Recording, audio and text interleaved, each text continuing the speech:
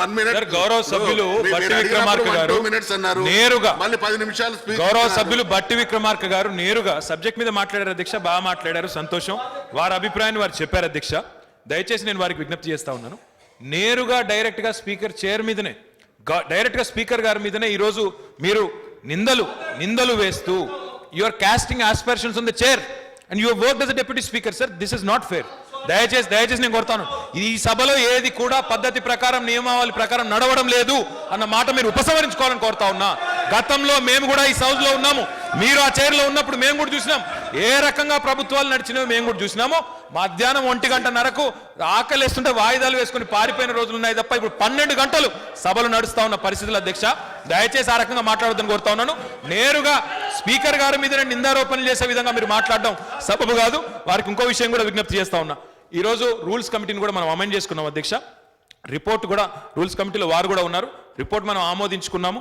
దాని ప్రకారం ఈరోజు 18 రోజులు పెట్టాలనే ఒక ఆలోచన ఏదైతే వారు ఇప్పుడు ప్రస్తావించారో, కొత్తగా రూల్స్ కమిటీ ఏదైతే మనం వేసుకున్నామో దాని రిపోర్ట్ ప్రకారం మనం ముందుకు పోతా ఉన్నాం తప్ప ఇంకోటి కాదు.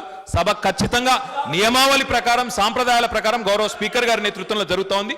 మీరు ఆ వ్యాఖ్యలు ఉపసంహరించుకోవాలని నేను కోరుతా ఉన్నాను. You cannot cast aspirations on the chair.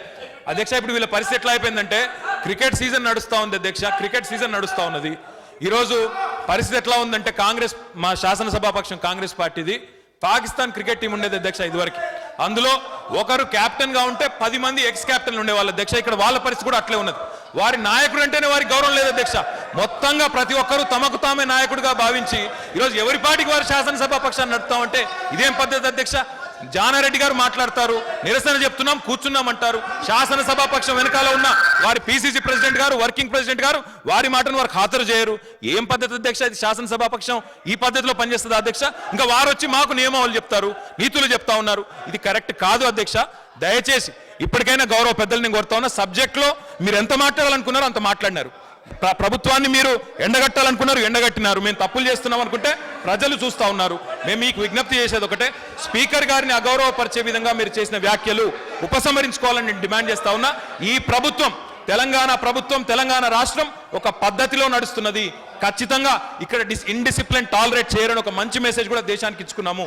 ఈ రకంగా మీరు లేనిపోని ఆలోచనలు మనసులో పెట్టుకొని మీ పార్టీలో ఉండే అంతర్గత కుమ్ములాటలు ఇక సభావేదికగా మీరు ప్రయత్నం చేస్తామంటే ఇది కుదరదు.